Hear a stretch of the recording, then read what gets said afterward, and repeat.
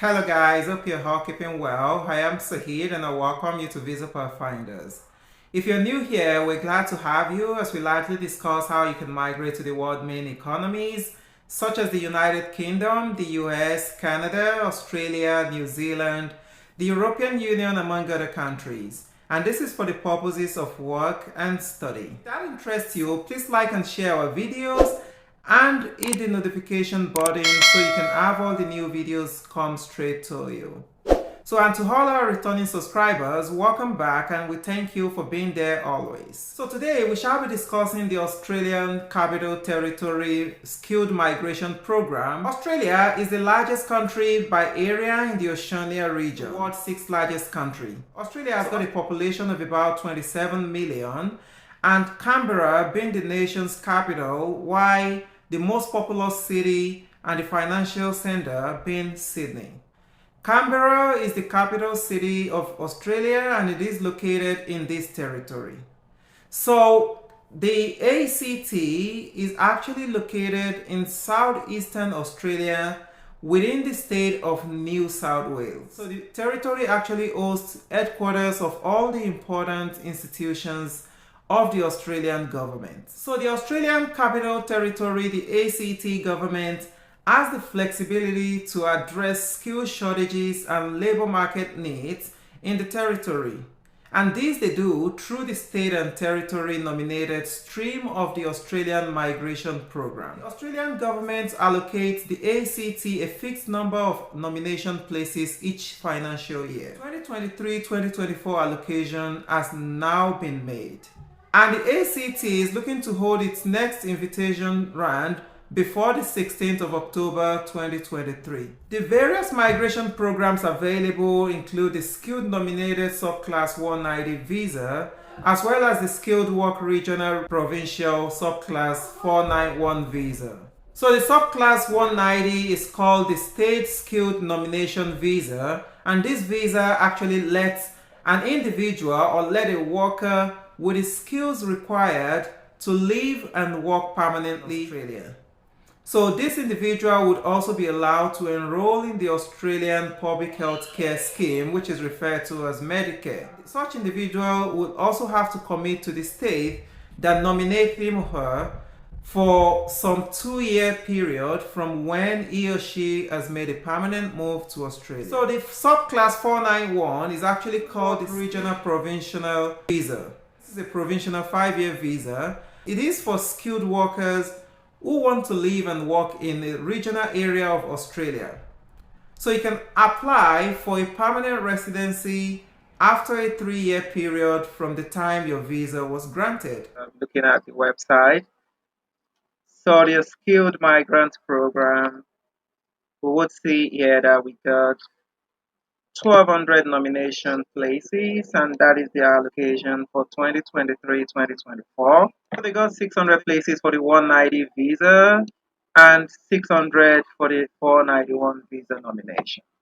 In terms of the government nomination for the Australian Capital Territory, so we would see that the skilled worker regional visa, the 491, which is usually referred to as the provincial visa, as well as the skilled nominated visa subclass 190, which is always referred to as the permanent visa. They're both available.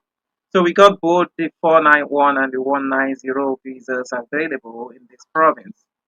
So in terms of the process of applying, so you go ahead with the ACT nomination process. You need to first and foremost submit a valid expression of interest, which is referred to as the EOI, and that you would do via the skill select.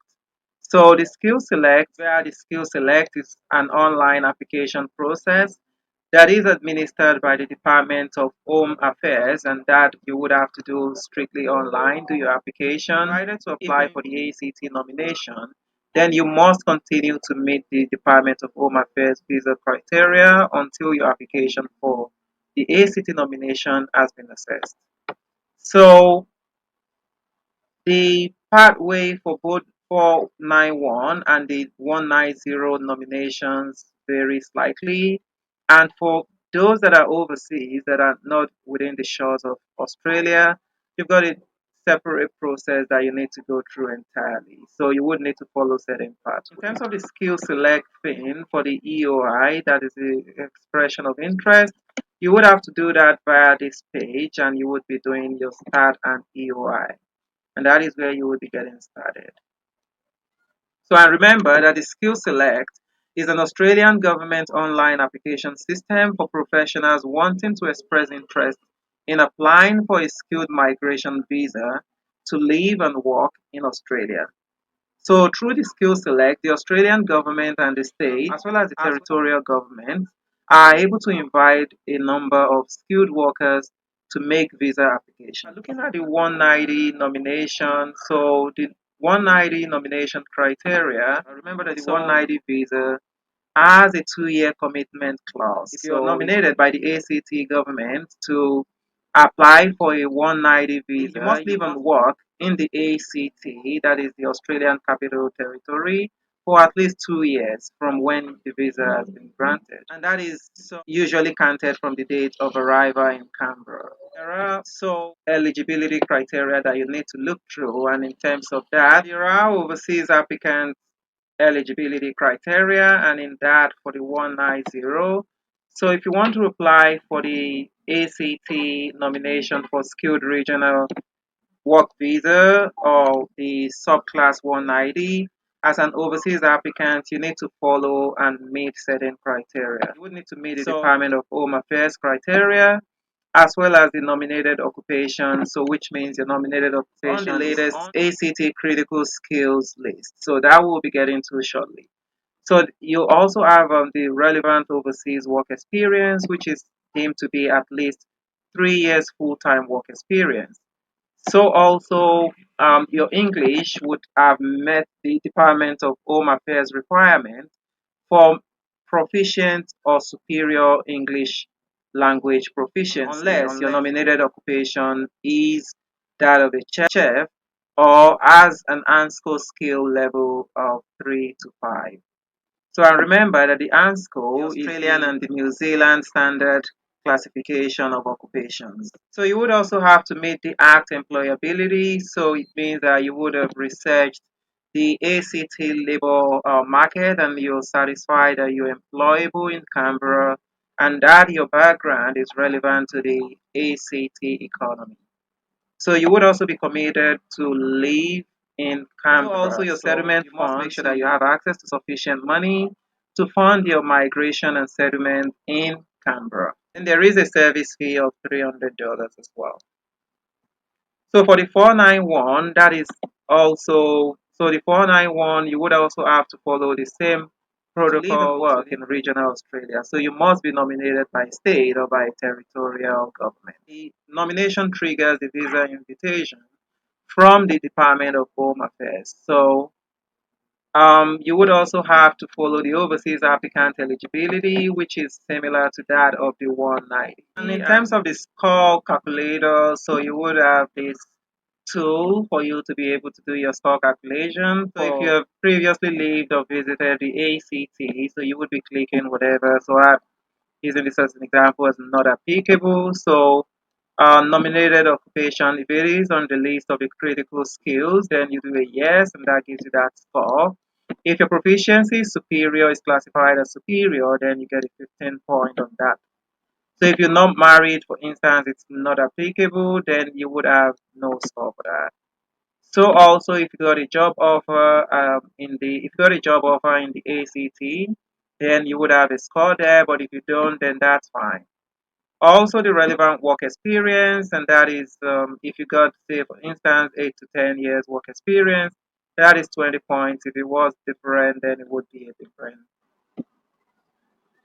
So the spouse employability, this would not apply as well in this demo example. So for the qualification, if we just do master's degree, then that fetches us up 15 points. And studying in the ACT institution, then that is not applicable as well. And if you got a close family ties, like you have a family member who is a permanent resident or is a citizen or who is an Australian, so if you don't, then that's not applicable. And also for the assets in Canberra, then that would also be not applicable in our demo. It gives a total of 70 on a scale of 185. So you can always reset the metrics and calculate to suit your own situation. So in terms of the skills that we got, the critical skills that we got at this time in the ACT, so for both the 491 and the 190, there is a long list of occupations. So, and you can see from construction managers, human resources managers, engineering, supply chain, education, ICT, hospitality, accountant, journalist, economist, librarian. It goes all the way to the environmentalist, to life scientists, medical laboratory scientists, veterinarians, to the teachers, special education, university lecturers and tutors, to nutritionists, medical imaging, optometrists, pharmacists, and so on. So it's quite a long list. Physiotherapists, physicians, surgeons, medical practitioners, nurses, midwives, registered nurses, software and applications programmers, and it goes on and on. It's such a long list. So you can check out yours in, you can check out your own occupation right there. And also in terms of your obligations, so you must be willing to live in the Canberra, in the ACT region. So and your key document checklist, so you should be looking at this page to see all the documents that you would require.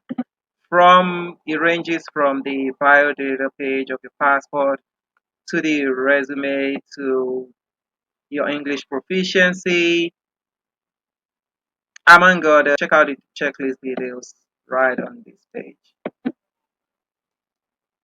So that brings us to the end of this video today. Always leave your comments in the comment section. If you do require any form of specialized services, you can always email us at visapathfinders@gmail.com. So please don't forget to always like and share our videos and hit the subscribe button for all the new videos dropping straight to your gadget as soon as they're made available.